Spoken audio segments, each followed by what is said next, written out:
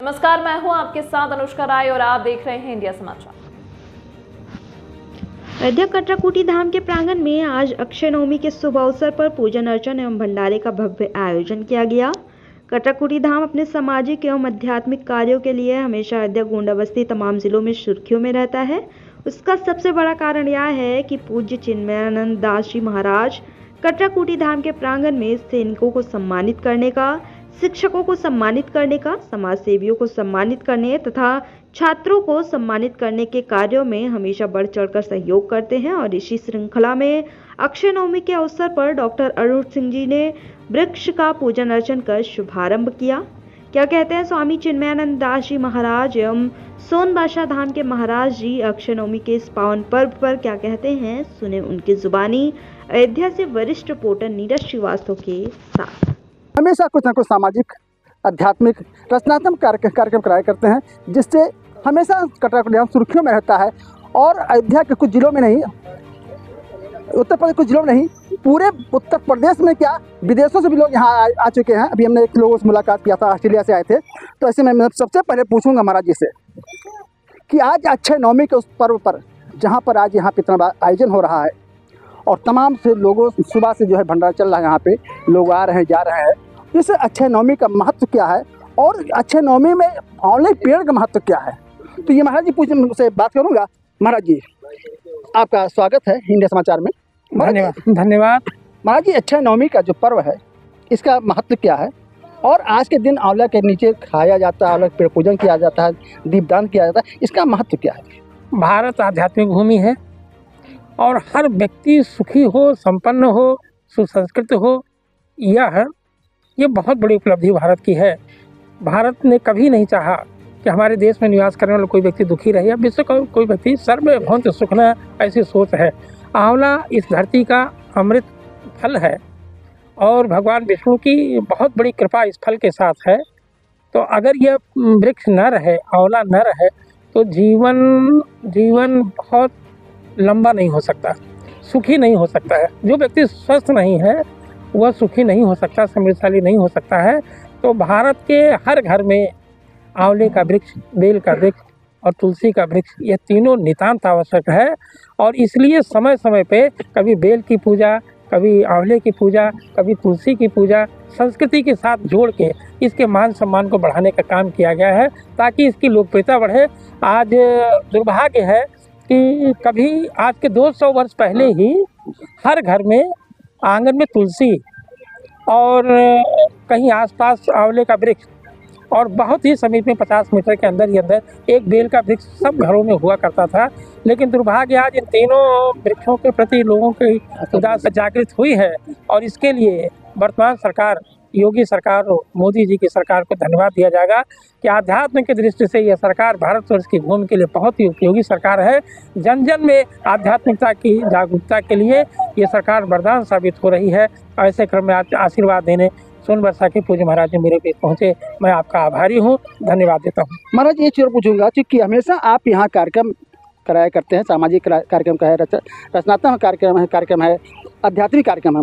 तो इस कार्यक्रमों में आप जो है कैसे आपके अंदर से आया कि इस तरह से कार्यक्रम किया जाए और लोगों को सम्मानित किया जाए? चूँकि आप सैनिकों को सम्मानित करते हैं, शिक्षकों को सम्मानित करते हैं, पत्रकारों को सम्मानित करते हैं, तमाम संस्थाओं के लोगों को सम्मानित करते हैं।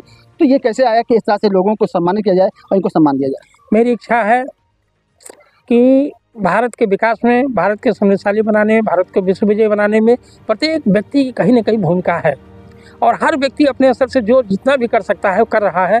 तो मेरी इच्छा थी कि जिन्होंने थोड़ा सा एक कदम और बढ़ के काम किया है, ऐसे सब लोगों का सम्मान होना चाहिए, चाहे वो सिख संप्रदाय के लोग हों, वो चाहे सैनिक लोग हों, और वो चाहे संत समाज के लोग हों, वो चाहे शिक्षक समाज के लोग हों, अधिवक्ता समाज के लोग हों।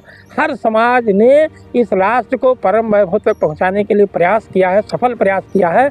और मैं ऐसे सफल व्यक्तियों को खोज के, ताकि अगली पीढ़ी को ये प्रेरणा मिले कि आज हम अगर भारत के रूप में जाने जा रहे हैं और भारत विश्व का एक सम्मानित आदरणीय राष्ट्र है, तो कहीं न कहीं इन शक्तियों ने बड़ी तपस्या की होगी और उससे अच्छी तपस्या अगली पीढ़ी कर सके, इसकी प्रेरणा मिले। इसलिए इन कार्यक्रमों का होना नितांत आवश्यक है, ऐसा मुझे लगता है। तो ये देखिए महाराज जी, कितने शालीनता से, कितने कम शब्दों में पूरी बात आती है कि किस तरह से लोगों की जो योगदान है उनको आज सम्मानित किया जाए तो उनका मनोबल बढ़ेगा। और हमारे बीच में सोनबरसा पीठ से धाम से आए हुए हैं और चूँकि वो धाम जो अभी हमने वीडियो में देखा है, लगता है उसका नाम शांतिवन होना चाहिए। क्या बात है, वाह। और वो जहाँ पे अभी मैं गया नहीं हूँ, लेकिन उसको देख कर ऐसा लगता है कि इससे ज़्यादा सुकून का स्थान कुछ नहीं। और पूरे मंडल में मुझे नहीं लगता कि इतना बड़ा पीठ, इतनी बढ़िया सुंदर पीठ अयोध्या या पूरे मंडल में होगा। क्योंकि पीठ मैंने देखा था, मैं माउंट आबू गया था तो वहाँ मैंने देखा, और उसको शांतिवन देख करके मुझे लगा कि महाराज जी का भी स्थान जो है वो शांतिवन के नाम से होना चाहिए। तो मैं सबसे पहले आपको सम्मान करता हूँ, स्वागत करता हूँ महाराज जी। और कैसा लगा आप, चूँकि इस ऐसे मौके पे आए हुए हैं, अक्षय नवमी के अवसर पे आए कटाकुटी धाम में, तो आपको इस कटाकुटी धाम में आने में कैसा सौभाग्य प्राप्त हुआ, कैसा लगा आपको? और महाराज जी के सानिध्य में आए हैं तो क्या? सर, पूर्ण उदय हुए महाराज श्री का दर्शन हुआ, ऐसे ऐतिहासिक जगह पे आने का मौका मिला। कभी कभी हम लोग सोचते थे, पेपर में देखते थे, महाराज जी भी कभी भी सिंधु परिषद के मंच पे जाते थे, हम लोग भी जाते थे, लेकिन हृदय से लगाव नहीं था। आज हनुमान जी की कृपा से उनका प्रथम साक्षात्कार दर्शन हुआ है और मैं बहुत सौभाग्यशाली हूँ। आदरणीय वृद्ध जन संत महात्माओं का सानिध्य हम लोगों को मिलता रहे, क्योंकि युवाओं के पास सब कुछ होता है लेकिन विवेक नहीं होता है। तो विवेक वृद्ध जनों संत महात्माओं का आशीर्वाद और उनका मार्गदर्शन मिलता रहे, तो कहीं ना कहीं हम अपनी संस्कृति के लिए, और सबसे हर्ष की बात है कि हम अक्षय नवमी के पावन पर्व पर यहाँ आए हैं। हमको आंवले के पूजन में भी शामिल होने का मौका मिला। ऐसे ऐतिहासिक पीठ पर आने के लिए बार बार किसका हृदय नहीं चाहेगा। क्या बात है। मैं भी महाराज जी से, यहाँ भी जो प्रत्यक्ष और अप्रत्यक्ष रूप में देवी देव हैं, सबसे निवेदन करता हूँ ये अनुग्रहित कृपा हम लोगों के ऊपर बनाए रखें, ताकि ऐसे कृपा आप लोगों की मिलती रहे। महाराज जी, एक चीज़ मेरे मन में उठता था कि हम जब यहाँ पे आए पहली बार और उसके बाद हमेशा आने की इच्छा होती है कि आपके अंदर भी अभिलाषा ऐसा हुआ कि महाराज जी सानिध्य में आपकी आज मुलाकात जो हुई, उससे भी लगता है कि यहाँ पे अक्सर आया जाए, ऐसे महाराज जी का आशीर्वाद दिया जाए, ऐसा कुछ? ये ऐसा कुछ नहीं है, कई जन्मों का इकट्ठा रहता है। किसी कारण बस कोई किसी स्टेशन पे रुक जाता है, कोई किसी स्टेशन पे रुक जाता है, आना तो वही है। तो ये संत महात्माओं का जो स्थान है, ये जंक्शन स्टेशन है, सारी गाड़ियाँ रुकती हैं। क्या बात है। चाहे पैसेंजर हो और चाहे वो एक्सप्रेस हो, सब रुकते हैं, सारे सबको रुकना पड़ेगा, मजबूरी है, कहाँ जाएंगे आगे जब झंडी नहीं होगी हरी। तो ये महापुरुषों का दिव्य स्थान है, यहाँ कोई किसी भी भाव में आए लेकिन उनको रुकना पड़ेगा, आना पड़ेगा, क्योंकि परम सत्ता के करीबी होते हैं। तो किसी को अगर बिजली की आवश्यकता है तो वो 11,000 को ऐसे उपयोग नहीं कर सकता है जब तक उस पर ट्रांसफार्मर नहीं रखेगा। तो महापुरुष लोग, इनका स्थान, तपस्थली, ये सब स्टेशन है, यहाँ सभी को रुकना पड़ेगा, मजबूर होकर रुकना पड़ेगा। इसलिए बहुत सब सौभाग्यशाली हैं कि स्वेच्छा से आते हैं। पूज्य महाराज जी का अक्षय नवमी के अवसर क्या संदेश देना चाहते हैं, चूँकि आप कटाकुटी धाम में आज तमाम देश के तमाम कोने कोने लोग सुनेंगे आपके? भारतीय संस्कृति में हर एक जीव के, गोस्वामी तुलसीदास जी ने खल की भी वंदना की है, दुष्टों की वंदना की है, राक्षसों की वंदना की है, संत महापुरुषों की वंदना की है, दैत्यों राक्षसों सभी की वंदना किया है। तो भारत भूमि में, हमारी संस्कृति में, क्योंकि अभी महाराज जी ने कहा कि कोई और ऐसा राष्ट्र नहीं है, कोई ऐसा और संस्कृति धर्म नहीं है कि जिसमें सभी के लिए कल्याण की कामना रखा जा रहा हो। ये केवल सनातन संस्कृति जिसमें सर्वे भवन्तु सुखिनः सर्वे सन्तु निरामया, कोई और देश नहीं कहता, एक इकलौता भारत, और भारत के करोड़ों साधु संत हैं जो खुले मंच से कहते हैं कि विश्व का कल्याण हो। विश्व का कल्याण। तो इसी कड़ी में जो इसको अमर फल कहा गया है, कि बताया जाता है कि कुछ काल पूर्व में एक ऋषि हुए थे हमारे आश्रम के समीप, उनका है चमन ऋषि हुए। तो उन्होंने सबसे ज़्यादा आंवला का प्रयोग किया और 54 प्रकार अन्य जड़ी बूटियों को इकट्ठा किया और एक चमनप्राश नाम का एक जो वो बनाया, औषधि बनाया। बताया जाता है वृद्धावस्था में कई लोगों ने खाया और यौवन को प्राप्त हो गए।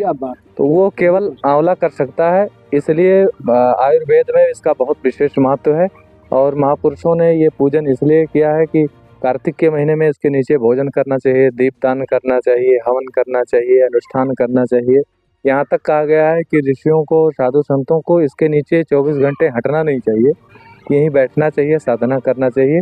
तो ये सनातन संस्कृति का एक विशेष कड़ी है जिसमें आंवला और बेल, नीम, तुलसी, इन सब का पूजन होता है। इसी कड़ी में ये भी है।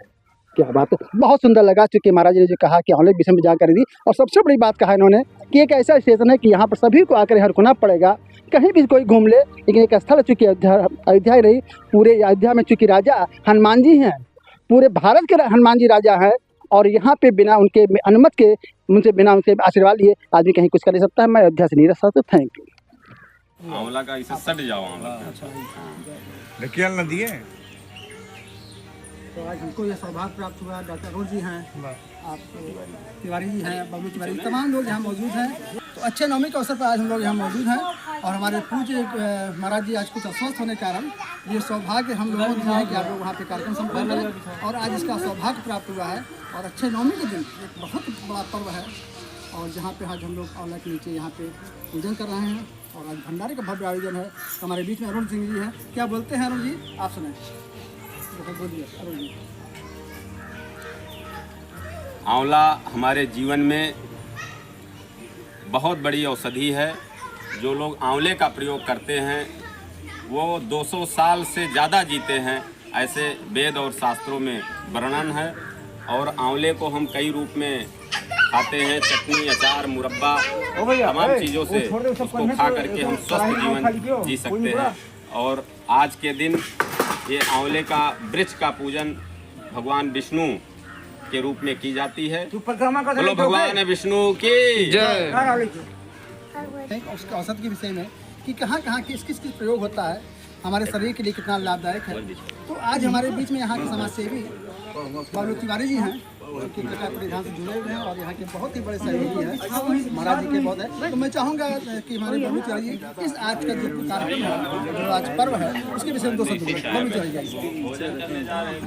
कार्तिक मास की अक्षय नवमी को आंवले का पूजन का महत्व आध्यात्मिक नहीं अपितु वैज्ञानिक भी है। हर दृष्टि से आंवलों की उपयोगिता को बताया गया है। आध्यात्मिक कारण ऐसा बताया गया है जिसका आयोजन जिस संदर्भ में आज आयोजन है कि आंवले के निजन भोजन करने से आरोग्यता प्राप्त होती है। प्रतिदिन अगर सुबह 2 आंवले का सेवन किया जाए तो शरीर निरोगी रहता है।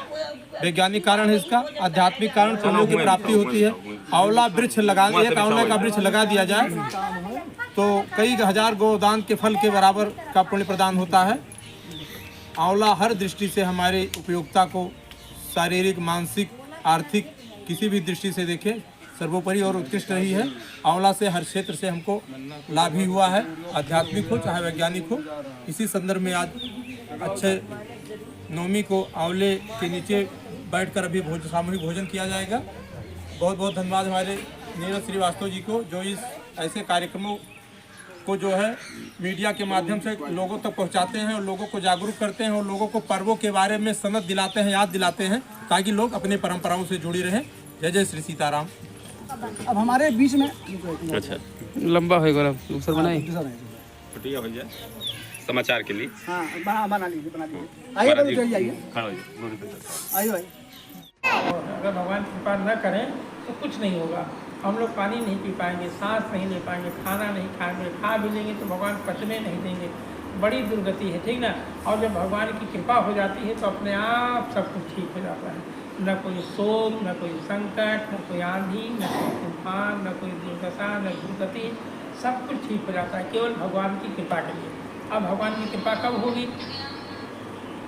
भगवान की कृपा कब होगी? जब आप सब कुछ भूलेंगे और आपने तय कर दिया है कि हम कुछ नहीं भूलेंगे, ठीक ना। अगर आपको किसी ने सम्मान किया ही भले भूल जाएंगे, लेकिन आपको किसी ने गाली दिया है तो कतई नहीं भूलेंगे। और भगवान की भक्ति क्या है? सब कुछ भूलो तब मेरी कृपा होगी। मेरी कृपा होते ही सब कुछ ठीक हो जाएगा।